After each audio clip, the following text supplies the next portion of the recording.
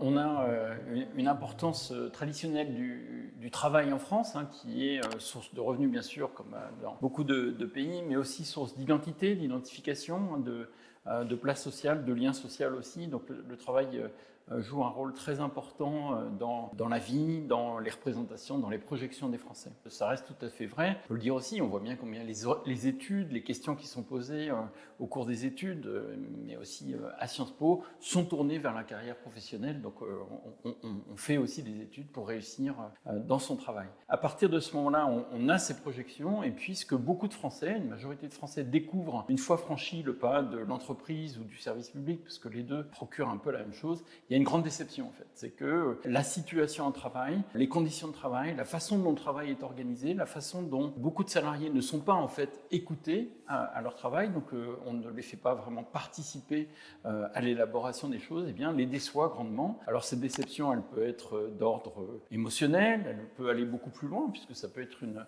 déception fondée sur des problèmes de sens, des problèmes de santé physique. On a beaucoup de troubles musculo-squelettiques en France, plus qu'ailleurs.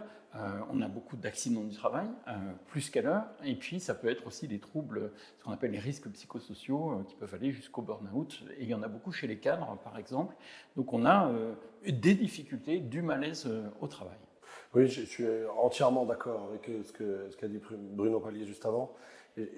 J'insisterai juste sur un point, et peut-être en complément, mais pas du tout en opposition. Le point sur lequel j'insisterai, c'est que sous son contrôle, mais dans l'ensemble des études internationales en sociologie, je pense qu'on voit ça aussi dans la littérature. Les Français accordent une place spécifique au travail, s'identifient plus à leur travail que d'autres peuples européens. L'identité, ce qu'on fait dans la vie professionnelle, définit plus chacun d'entre nous en France que pour un Américain, un Allemand ou un Italien. Et donc, quand le travail est déceptif, comme il l'est aujourd'hui, plus qu'il y a 20 ans, c'est plus douloureux pour nous, parce que nous y mettons plus de choses. Si on n'y mettait qu'un engagement contractuel comme un Américain, la déception, elle est moins grande parce que vous attendez moins. Mais quand vous attendez beaucoup de votre travail et que votre travail ne vous donne pas ce que vous attendez, vous souffrez plus que celui qui n'a pas mis grand-chose. Et je pense que c'est parce qu'on met beaucoup dans notre travail, nous, Français, que quand on n'obtient pas ce qu'on veut, ou on n'a pas ce qu'on veut, ou moins ce qu'on veut qu'avant, qu'on souffre davantage. Et le point sur lequel je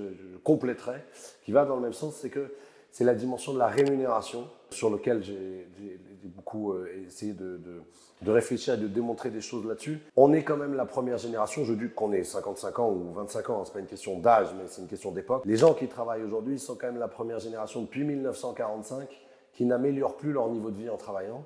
Et ça, c'est aussi une nouveauté dans le travail, c'est-à-dire qu'avant, de 1950 à 2010, grâce à son travail, on améliorait sa vie matérielle. Il n'y a pas que le matériel dans la vie, mais le matériel, ça compte. Là, depuis 2010, c'est-à-dire depuis une quinzaine d'années, donc c'est trop long pour être juste une parenthèse, c'est plus une nouvelle époque, on améliore plus son niveau de vie. La majorité des gens, heureusement il y a des exceptions, mais la majorité des gens qui gagnent bien ou pas bien leur vie d'ailleurs, n'améliorent plus leur niveau de vie en travaillant. Et donc je pense que ça rajoute, c'est pas la seule dimension, hein, Bruno Palier a vraiment raison d'insister sur les sujets de management, de stress, etc. Mais je pense que la rémunération qui peut-être avant compensait un peu des défauts d'organisation du travail, quand il n'y a même plus la rémunération qui compense en se disant on peut même plus espérer de son travail de vivre beaucoup mieux, même si c'est pas facile tous les jours, alors les dimensions de stress, les dimensions de malaise au travail prennent d'autant plus de relief. L'un ne peut pas aller sans l'autre. C'est-à-dire qu'il n'est pas possible de fournir des services de qualité, des biens de qualité, si en amont, dans la production, dans l'organisation du travail, vous n'avez pas à la fois des qualifications retenues, reconnues, construites, et si vous n'avez pas de qualité des conditions de travail. Vous ne pouvez pas être très très mal, en malaise, en stress, en difficulté, en souffrance physique, et fournir un service de qualité. Donc les deux sont complètement liés. Le problème en France, c'est que depuis les années 80, beaucoup de gens ne parlent que du coût du travail, donc en fait construisent les stratégies économiques, macroéconomiques du gouvernement, comme beaucoup de stratégies d'entreprise, sur la réduction du coût du travail. Et la réduction du coût du travail, ça passe par l'externalisation, ça passe par la délocalisation, ça passe aussi par l'intensification du travail, qui explique beaucoup des difficultés physiques et psychologiques que beaucoup de salariés rencontrent. On les a intensifiées, on a mis la pression, et à partir de ce moment-là, vous êtes dans une situation que je crois être d'épuisement aujourd'hui, à la fois d'épuisement des salariés. Regardez les taux d'inaptitude, les difficultés que beaucoup de salariés ont, ne serait-ce que de finir leur carrière en bonne santé. Beaucoup de gens sont mis dehors avant, beaucoup de gens sont mis en inaptitude, passent en congé, donc ils sont épuisés. C'est d'ailleurs ce qu'ils ont essayé de dire contre l'idée de demander de travailler plus longtemps dans les mêmes conditions. Je crois que c'est ça que les Français ont essayé de dire. Mais c'est aussi l'épuisement d'un modèle. C'est-à-dire on voit bien que nos gains de productivité, maintenant, ils flanchent. On voit bien qu'on n'arrive pas à produire des choses qui attirent des consommateurs ni français ni à l'étranger. On n'arrive pas à exporter des choses. Et donc, je crois que ce modèle du low cost, c'est-à-dire de l'obsession de la réduction des coûts, est arrivé à épuisement. Et donc, il faut passer à quelque chose, moi, que je propose, qui est un modèle de différenciation par la qualité. C'est-à-dire l'idée qu'on va toujours essayer de fournir un service, un bien plus qualitatif que nos concurrents. Et ça, c'est pas seulement en haut de l'échelle des produits, ça se joue à tous les niveaux de service, à tous les niveaux de produits. Je vais vous donner un exemple. On a eu des scandales en France sur les EHPAD, les maisons d'accueil des personnes âgées. Eh bien, vous avez d'un côté Orpea qui a construit ce modèle sur le low cost, sur chercher à réduire les coûts. Donc, ils ont réduit le nombre de personnes auprès des personnes âgées. Ils ont intensifié leur travail, ils leur ont demandé de faire plus de choses en moins de temps auprès de ces personnes âgées. Ils ont réduit les portions de nourriture et un ensemble de logiques suivantes qui ont débouché sur des catastrophes, c'est-à-dire des décès de personnes. Bien, face à ça, il faut être capable de fournir des EHPAD de qualité et ça passe par la qualité du travail, l'encadrement, des qualifications, une reconnaissance. Différenciation par la qualité, vous voyez, ça peut se passer à tous les niveaux de services et de biens produits. Si on veut améliorer la rémunération des travailleurs, je pense qu'il y a une dimension d'action à long terme et une action à court terme, ou des actions possibles à court terme. À long terme, je pense qu'il y a une question de positionnement stratégique de l'économie française dans la mondialisation et une question de compétences. Le positionnement stratégique, me semble-t-il, et ça rejoint ce que vient de dire Bruno Palier, c'est qu'on a raté notre positionnement stratégique depuis une quarantaine d'années, parce qu'on s'est trop spécialisé sur les services à faible valeur ajoutée, d'où les faibles salaires. Il faut qu'on remonte en gamme. Et pour remonter en gamme, on a une chance maintenant, c'est qu'on est tellement désindustrialisé et on est tellement en retard sur un certain nombre d'innovations technologiques qu'on peut les rattraper et rattraper notre retard comme on l'a fait à la fin des années 40, début des années 50. Mais on ne retrouvera pas, me semble-t-il, des gains de productivité constants et importants qui se diffusent à l'ensemble de l'économie si on ne réindustrialise pas notre pays. Réindustrialiser, ça ne veut pas dire remettre des usines à l'ancienne, ça veut dire remettre les usines les plus modernes du monde, productives, propres, bas carbone, et qui produisent les biens décarbonés dont on a besoin en France, en Europe et ailleurs dans le monde. Mais il n'y a pas de productivité là où l'industrie est faible. Ça n'existe nulle part dans le monde, une économie où il y a beaucoup de productivité et une industrie aussi faible qu'en France. La deuxième chose, à long terme, c'est l'élévation du niveau de compétence de chacun des Français, l'élévation globale de chacun des Français. C'est peu connu, alors c'est connu sur les élèves, on a décroché sur PISA. C'est un choix collectif français. On sous-investit dans l'éducation depuis une cinquantaine d'années. On dépense la même chose qu'il y a 50 ans sur l'éducation, alors qu'il y a 3 fois plus, 2 fois et demi plus d'étudiants, par exemple. Donc on a négligé notre éducation. On néglige aussi la formation des travailleurs, qu'il s'agisse des salariés, des fonctionnaires ou des indépendants.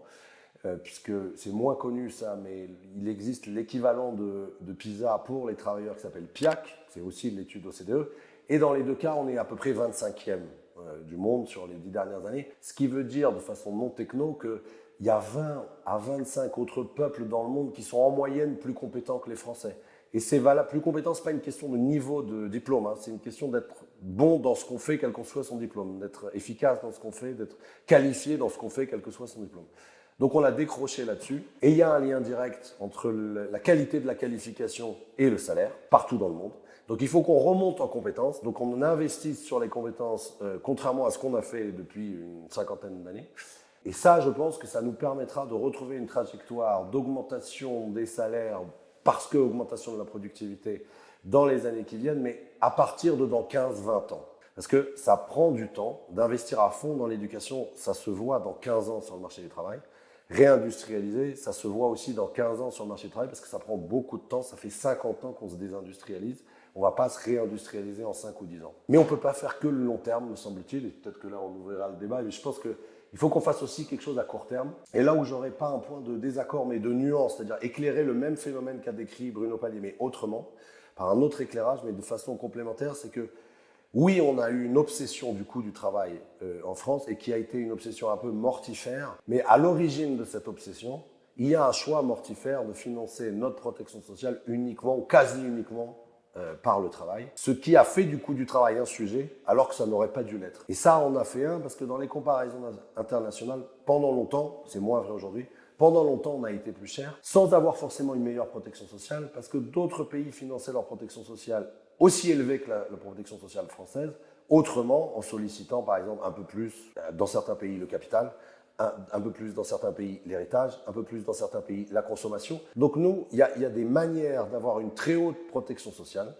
et un travail qui paye. Et pour faire ça, me semble-t-il, il faut qu'on réduise l'écart entre ce que les gens gagnent et ce qu'ils gardent pour eux. Cet écart n'a jamais été aussi élevé depuis 50 ans. Aujourd'hui, quand vous gagnez 100 € en moyenne, vous en gardez 54. Il y a 30 ans, vous en gardiez 60. Il y a 50 ans, vous en gardiez 69. On doit garder notre niveau de protection sociale, qui est une forme d'identité, un modèle social français dont on est fier. Mais en même temps, penser à la rémunération du travail. Et si on veut combiner les deux, il faut qu'on finance en partie notre modèle de protection sociale autrement que par les simples travailleurs. On le fait déjà un peu, mais continue cette évolution-là. Et il me semble que du coup, on pourrait avoir, pendant 5 à 10 ans, via une réduction des charges salariales, pas patronales, salariales, sur le travail, une accélération, un boost de la rémunération du travail. Et grâce à un investissement dans l'éducation et dans l'industrie, dans 10, 15 ans, peut-être 20, les gains de productivité prendront le relais de cet allègement de charges salariales, encore une fois j'insiste, pas patronales, salariales, sur les salaires ou la rémunération de l'ensemble de ceux qui travaillent. C'est une des premières fois où on entend dans le discours du coût du travail la nécessité de réduire les cotisations salariales et non pas les cotisations patronales. Le problème, c'est que les cotisations salariales, ce n'est pas une grosse part des cotisations sociales. Ça dépend quel niveau de rémunération. Même quand on monte, on reste dans du 70-30, donc c'est pas énorme. Pour que ça se voit sur la feuille de paye, du coup, comme c'est un petit pourcentage, il faut en retirer beaucoup. Et si on en retire beaucoup, ça veut dire qu'on retire beaucoup de financement de la protection sociale actuelle, donc il faut aller chercher beaucoup ailleurs. Et donc là, c'est des propositions qui sont connues d'Antoine Fouché, c'est-à-dire c'est des centaines de milliards qu'il faut aller chercher ailleurs. Et ce qui est assez intéressant, c'est que d'un côté, vous nous dites on n'a pas le temps, et de l'autre côté, vous dites mais moi, ma proposition, je sais que personne n'est prêt à la mettre en œuvre parce que c'est beaucoup d'un coup. Et donc, ça veut dire que si on y allait, on y irait progressivement, en fait. C'est-à-dire un peu d'augmentation de TVA, une remise en cause, comme c'est dans le cas dans le budget actuel, des 10% d'abattement sur les retraités, une taxation progressive du patrimoine. Alors, je ne sais pas comment politiquement vous allez convaincre les Français, mais c'est quelque chose. Mais on irait progressivement, en fait. Donc, on retrouve le moins terme. En revanche, moi, la proposition que je fais, alors dans cet ouvrage, mais beaucoup plus dans un ouvrage qui va sortir là, sur l'évaluation des politiques d'exonération des cotisations sociales telles qu'elles existent et qui sont déjà massives, mais c'est les cotisations patronales, puisqu'on fait des exonérations pour plus de 80 milliards par an de cotisations sociales qui sont des dépenses, parce que l'État compense ces exonérations sociales et verse à la sécurité sociale presque l'équivalent de ces exonérations. Si on y ajoute pas mal d'aides aux entreprises qui sont orientées par cet esprit de coût du travail. Les aides aux entreprises ne sont pas des aides à la montée en gamme, des aides à la productivité, des aides à essayer de reconquérir un certain nombre de marchés. Elles sont toujours dans cet esprit de c'est trop cher, donc on va vous aider. Mais c'est trop cher, on va vous aider, ça tire l'économie vers le bas. Donc l'exemple, c'est que les exonérations de cotisations sociales ont créé des trappes à bas salaire. Maintenant, c'est démontré, c'est-à-dire que ça coûte trop cher d'augmenter un salarié qui est payé au SMIC. Donc vous avez là une espèce d'écrasement des rémunérations, une smicardisation des rémunérations, ce qui donne ce sentiment de ne pas avoir d'augmentation. Donc attention aux effets pervers de tout ce qui consiste à dire on retire les cotisations sociales, puisqu'on l'a déjà fait en tout cas sur les patronats. Nous, ce qu'on propose, c'est des effets assez immédiats, c'est-à-dire que pour être sûr qu'on monte en compétences, moi ça fait 20 ans que je travaille sur l'investissement social, qui consiste à dire ça, il faut commencer à la crèche. Puis il faut transformer l'esprit de l'école, c'est-à-dire faire que l'école fasse réussir tout le monde et pas seulement les bons élèves. Puis changer les logiques du collège, voire du lycée, que tout le monde réussisse et pas seulement les meilleurs élèves. Donc au moins jusqu'au lycée, qu'on aille vers une école beaucoup plus égalitaire au sens où c'est l'école qui s'adapte aux façons d'apprendre différenciées des enfants et non pas l'attente que les enfants se conforment au canon de la réussite scolaire, comme c'est la caractéristique de notre système scolaire. Beaucoup de chercheurs d'ici l'ont montré, par exemple, Madame Durubella. L'idée, c'est l'investissement social qui commence à faire en sorte que beaucoup plus d'enfants aient accès à un accueil collectif de qualité, la crèche, faire en sorte qu'on ait une formation tournée vers l'enfant des profs, c'est-à-dire qu'ils ne soient pas seulement formés en histoire, en économie ou en maths, mais qu'ils soient formés en pédagogie, ce qu'on ne sait pas bien faire en France. Une pensée nouvelle de l'éducation, un soutien aux jeunes. Les jeunes n'ont pas de soutien en France. Le soutien passe par les bourses qui dépendent des revenus des parents. La jeunesse est une période difficile. Finir ses études, trouver un boulot, trouver un logement, décider éventuellement d'avoir des enfants qui est repoussé de plus en plus. Et l'État-providence n'est pas très présent pour ça. Soutenir les femmes seules avec enfants, parce qu'on veut que les gens, même s'ils sont qualifiés, puissent travailler.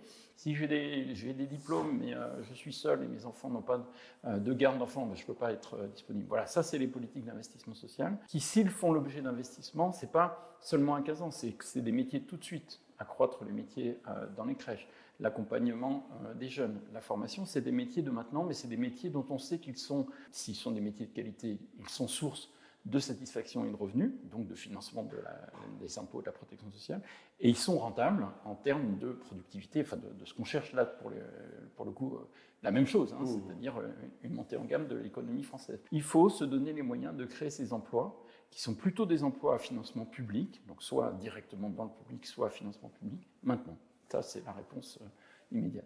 Peut-être pour le plaisir du débat, parce que c'est du coup, je prolongerai en disant, je suis 100% d'accord avec ce que vous avez dit, mais si on va plus loin, c'est sous votre contrôle, enfin d'après l'OCDE, quelque chose comme 25-30 milliards d'euros par an qu'il faudrait trouver pour cet investissement social, si on voulait que ça change vraiment la vie des gens. Où est-ce qu'on va les chercher? Et c'est là qu'on aura peut-être le plaisir du débat, c'est que il me semble que nous faisons, nous Français, un choix depuis une cinquantaine d'années qui consiste à favoriser les retraites par rapport à l'éducation. Qu'est-ce qui me permet de dire ça? Beaucoup de choses, mais je ne veux pas être trop long, juste un chiffre qui, me semble-t-il, est le plus significatif. En 1980, la France dépensait à peu près, environ, 7% de son PIB pour l'éducation, 7% de son PIB pour les retraites. En 2025, la France consacre toujours 7% de son PIB pour l'éducation et 14% de son PIB aux retraites. Donc on a fait un choix. Et ce choix, même si c'est difficile de l'admettre, parce qu'en plus c'est électoralement suicidaire de dire ce que je dis, donc c'est très compliqué pour les hommes politiques d'assumer cette part de vérité devant les électeurs et devant les 49 millions d'électeurs potentiels, mais il n'empêche que sur la tendance longue, gauche, droite, centre confondus, on a négligé l'éducation et on a soigné aux petits oignons les personnes à la retraite, et notamment les personnes à la retraite les plus aisées. On aurait pu peut-être encore mieux soigner les personnes à la retraite pas tellement favorisées, mais les plus aisées, on les a soignés aux petits oignons, ils votent tout le temps. Donc c'est un bon pari électoral. Et donc moi, ma proposition par rapport à ça, mais c'est pour le plaisir du débat encore une fois, mais pas que, parce que je pense que c'est l'intérêt général, cet investissement sur l'éducation de 30 milliards d'euros, c'est-à-dire à peu près un point de PIB, on pourrait le faire sans accroître d'1 euro le déficit public, en réduisant la part des retraites dans le PIB de 14 à 13%. Même avec 13%, on consacrerait chaque année quand même plus de 60 milliards de plus, nous, Français, aux pensions de retraite que les Allemands. Et donc, on resterait quand même peut-être le pays du monde, ce qu'on est aujourd'hui, mais peut-être avec 1% de PIB de moins dans les retraites, on resterait le pays du monde qui favorise le plus le niveau de vie des personnes à la retraite. Mais on négligerait moins les enfants, le salaire des enseignants, l'université, bref, tout ce qui fait la force de la France dans 20 ans. Alors, pour le plaisir du débat, donc 7 plus 14, 21, donc il nous en manque une trentaine de pourcents, puisque l'État ne fait pas que des retraites et de l'éducation. Il dépense 80 milliards d'euros en exonération de cotisations sociales, dont les évaluations ont montré qu'elles ne créaient pas d'emplois. Notamment le CICE, 20 milliards d'euros. Donc nous, ce qu'on a montré avec Clément Carbonnier, c'est qu'on peut prendre 36 milliards de ces 80 milliards et les consacrer à l'investissement social, c'est le chiffre que vous avez donné, sans qu'il n'y ait une seule perte d'emploi, puisque les 36 milliards créent des emplois. Simplement, ça ne sera plus les mêmes emplois. Au lieu que ce soit des emplois de jardiniers pour les plus riches français, qui font l'objet d'exonération de cotisations sociales, et ce n'est pas du tout une exonération, une exagération. Je viens de regarder les voies et moyens du PLF de cette année. La distribution des exos sur les services à domicile, elle favorise les plus hauts revenus, mais de façon outrancière. C'est-à-dire qu'ils en bénéficient 10 fois plus que les autres revenus. Donc le même raisonnement que vous, mais au lieu que ça soit pour les retraités, moi je regarde les riches, quoi. Bon, il se trouve que parfois ils sont retraités aussi. Mais voilà, donc, le jardinier, la femme de ménage des plus riches fait l'objet d'exonération de cotisations sociales. Il faut voir que le plafonnement, c'est 12 000 €. On peut défalquer de ses impôts jusqu'à 12 000 € par an pour se payer des services domestiques. C'est quelque chose qui est tout aussi choquant au point de vue redistributif, alors qu'on a besoin de financer des salaires dans les crèches, dans l'école, dans la santé, dans le soutien aux jeunes. Donc 36 milliards, on ne perd pas d'emploi, simplement, ce n'est plus les mêmes personnes qui bénéficient de la manne de l'argent public. Donc ça, c'est le raisonnement pour trouver les 36 milliards. Après, on pourrait continuer. Et je rappelle encore une fois juste une chose, puisque l'État dépense à peu près la moitié du PIB, enfin ça dépend de la façon de calculer, il y a d'autres dépenses que les retraites et la santé et l'éducation. Là où je suis tout à fait d'accord, c'est que les comparaisons internationales montrent qu'on dépense vraiment moins que beaucoup en éducation, d'autant plus qu'on est en train de découvrir que dans les dépenses d'éducation, il y a en fait les cotisations retraite des retraités de l'éducation nationale. Donc en fait, si on retirait ça, ce que font d'autres pays, puisqu'ils ne financent pas de la même façon, on s'apercevrait qu'on dépense encore moins en éducation que la moyenne des pays de l'OCDE, qui sont maintenant 35 pays. C'est-à-dire que ce n'est pas que les pays les plus riches. Il n'y a pas que sur les retraites qu'on peut faire des économies, ça, je pense que ça serait un point d'accord. Je ne sais pas si on peut faire 36 milliards d'euros d'économies sur les allègements de charges. C'est pas tellement au nom de l'emploi, parce que les études que vous citez sont assez robustes. Donc ça ferait quand même quelques emplois détruits, mais peut-être pas des millions, sans doute. On a calculé l'effet d'éviction. C'est quelques centaines de milliers quand même sous votre contrôle. Non, c'est pas des centaines de milliers. Si vous divisez par 2 les réductions de charges, ouais. Vous n'avez pas quelques centaines de milliers d'emplois détruits? Ici, mais créez-là. Encore une fois, les 36 milliards... À condition qu'ils soient réinvestis dans l'éducation. Ah oui, non, mais là, on est d'accord. On crée 36 milliards d'emplois d'investissement social. C'est exactement la somme que vous avez dit tout à l'heure. Oui. Non, mais il faudrait garantir qu'ils ne sont pas utilisés à autre chose. Ah bah ça, oui. Ça, d'accord. Mais là où je ne suis pas complètement à l'aise, mais c'est une nuance, c'est pas un désaccord, sur ces allègements de charges, c'est que même si ça s'appelle des cotisations patronales, si progressivement, parce que je suppose que vous ne proposez pas de le faire one shot d'une année sur l'autre, même si on faisait ça en 5 ans, donc 36 milliards divisé par 5, fait à peu près 6 milliards de charges sur 5 ans, ou un peu plus, 7, ça ferait quand même, je pense, si on dit la vérité jusqu'au bout, ça ferait certes des exonérations de charges patronales en moins, et donc un effet un peu de destruction d'emplois là, qu'on pourrait recréer ailleurs. Ça c'est vrai, mais ça ferait pour ceux qui restent, dont les emplois ne sont pas détruits et qui sont à ces niveaux de salaire-là, des augmentations de salaire net encore plus lentes. Parce que les 35 milliards qui seraient payés au bout de 5 ans par les entreprises et qui étaient pris en charge par l'État avant, l'ajustement se fera forcément aussi sur les augmentations de salaire net, je parle, et pour le dire de façon très claire, l'entreprise, au lieu d'augmenter le salaire net de la personne, elle donnera l'argent supplémentaire à l'URSSAF. Moi, j'irais faire des économies dans les dépenses, peut-être certaines aides d'entreprise, c'est vrai. J'irais pas faire 36 milliards sur les allègements de charges parce que je pense qu'in fine, à la fin, ce sont les salariés en augmentation de salaire net en moins qui les paieront et pas les entreprises. Moi, je pense et le travail paye déjà plus, et surtout pour ces personnes-là. Il faut faire rentrer Étienne Vassement et Antoine Bozio dans la salle, puisqu'ils proposent une modularité qui répond en partie à ces discussions-là, qui commencent à être sacrément techniques. Alors, vous dites qu'on a abordé des questions politiques, mais bon, moi j'ai déjà entendu Antoine Fouché en parler, et on se rejoint aussi sur un autre point, c'est que cette crise du travail qu'il aborde par le fait que le travail ne paye plus, et moi que j'aborde par le fait que le travail manque de qualité, qui ne sont pas exactement la même chose, on n'est peut-être pas d'accord complètement sur les diagnostics de l'un et l'autre, mais on se retrouve en tout cas pour le dire que c'est explicatif de la crise politique qu'on est en train de vivre. Vraiment de la frustration du vécu au travail, du retour sur investissement au travail est explicatif. Donc on ne parle pas que d'économie, on parle vraiment de la crise politique dans laquelle on est. Alors de mon côté, j'en parle d'autant plus que des travaux ont démontré que l'intensification du travail, le manque d'autonomie au travail, le manque de reconnaissance au travail, le manque de capacité à avoir son mot à dire sur le travail, je cite des chapitres du bouquin en fait, le manque de codécision au niveau d'un service, d'une unité de production comme au niveau de l'entreprise se traduit par du ressentiment social, une frustration qui est corrélé, donc ça c'est des démonstrations qui ont été faites, avec un vote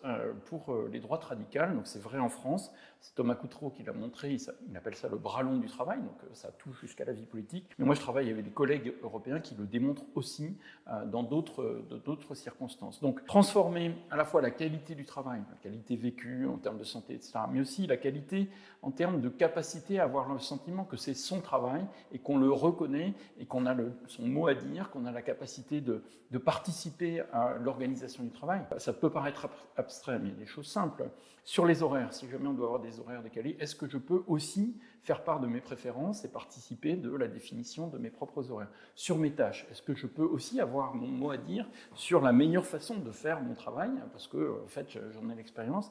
Eh bien, ces choses-là, qui sont souvent déniées en France, on n'en a pas la possibilité, du fait d'un management très vertical et très distant, eh bien, ça crée des difficultés au travail, mais ça crée des difficultés qui se traduisent aussi dans cette crise de confiance que l'on traverse en France et qui se traduit par un vote pour le RN en France. Alors ici à Sciences Po, c'est Luc Rouban qui a montré les connexions fortes entre la déception au travail, il ne dit pas déception lui, mais il dit le fait qu'on n'y retrouve pas ce qu'on y met, et le vote pour le Rassemblement national, dont je rappelle qu'il se prétend être le parti de ceux qui travaillent dur. Il ne parle pas beaucoup des conditions de travail, il parle un peu du pouvoir d'achat, mais pas forcément des rémunérations, mais il pointe le fait qu'ils cherchent à s'adresser à ceux qui ont le sentiment de travailler dur et de ne pas en avoir pour leur effort, ni en matière de qualité et de reconnaissance. On pourrait la régler en partie parce que c'est vrai qu'on a une spécificité là aussi, nous Français, c'est ce dont parlait Bruno Palier, cette forme, c'est très difficile à décrire en fait quand même parce que c'est très culturel, mais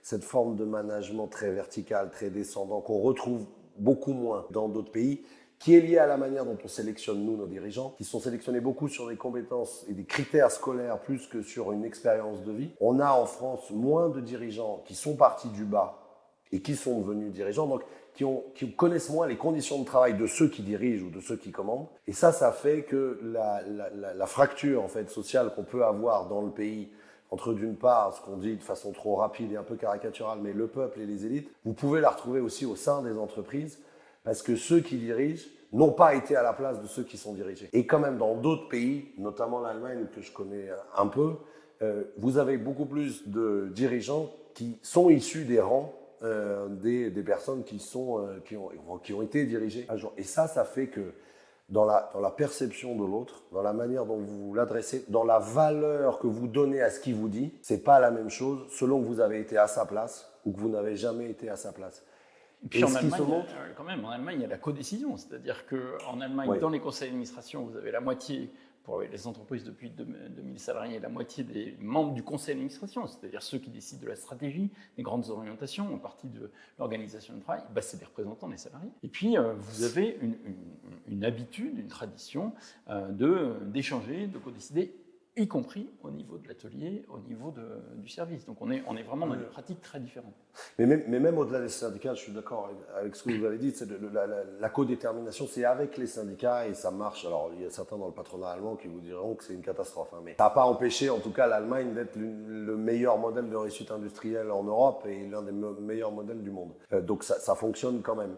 Mais même au-delà des syndicats, je pense que ce qui est de la représentation syndicale et de la codécision, le point sur lequel il faut qu'on progresse en France, qui amènera de la qualité, qui amènera de la productivité, qui amènera plus d'épanouissement au travail. Si je force le trait, c'est la co-organisation du travail, c'est-à-dire le fait que dans la manière dont on organise le travail et le bien travailler, on écoute toutes les parties prenantes et on n'écoute pas juste pour faire semblant, c'est de la démocratie participative. On écoute parce qu'on sait que si on écoute et qu'on met en œuvre, pas tout, c'est une discussion, c'est un débat et à la fin il faut bien qu'il y en ait un qui tranche, mais si on écoute, on sera plus productif, plus épanoui, et plus productif parce que plus épanoui ou plus motivé dans son travail. Et ça, il y a eu quelques expérimentations en France, quand même, notamment dans certaines usines Renault supervisées par Yves Clos, par exemple, où ils ne sont jamais revenus en arrière parce qu'ils sont contents de ce qu'ils ont fait. Je ne sais pas s'il y a des études là-dessus, mais moi, de ce que j'ai vu dans les entreprises, soit qu'on accompagne, soit qu'on a vu, soit quand j'étais au MEDEF, qui étaient des adhérents du MEDEF, c'est que quand même,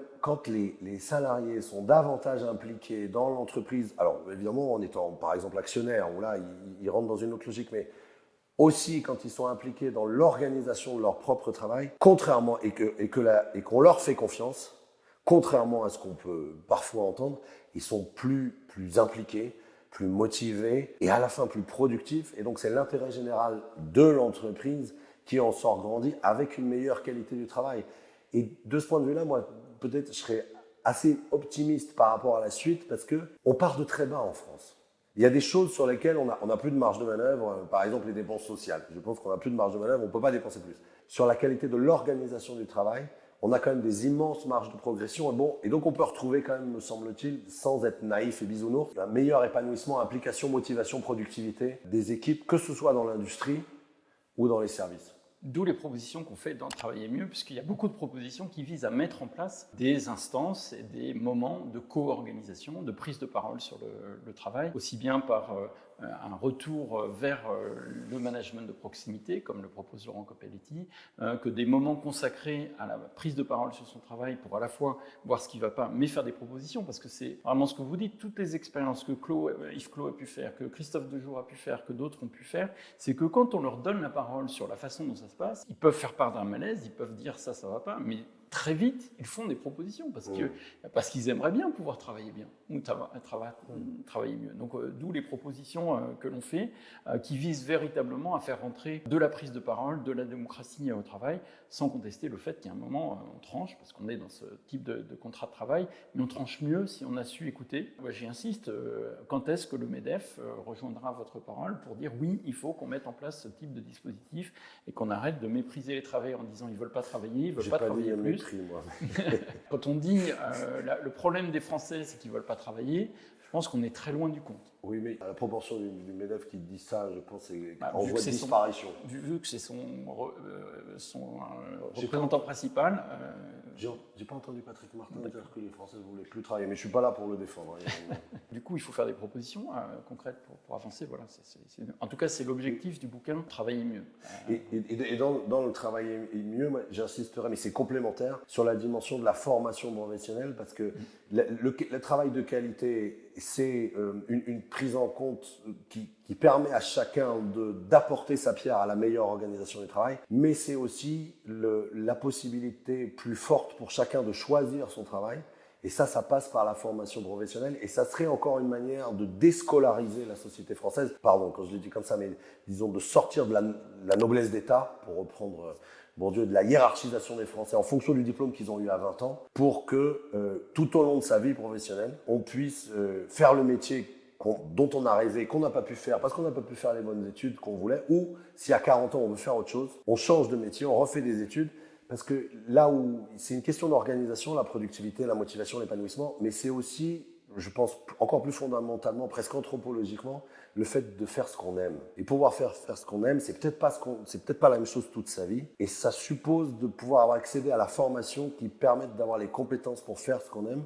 Donc moi, le point le plus important aussi, je pense, dans le travailler mieux, c'est la capacité individuelle au XXIe siècle de tous les travailleurs, de une ou deux fois dans leur vie professionnelle, de se former pour choisir ou rechoisir un travail qu'ils aiment. Sciences Po.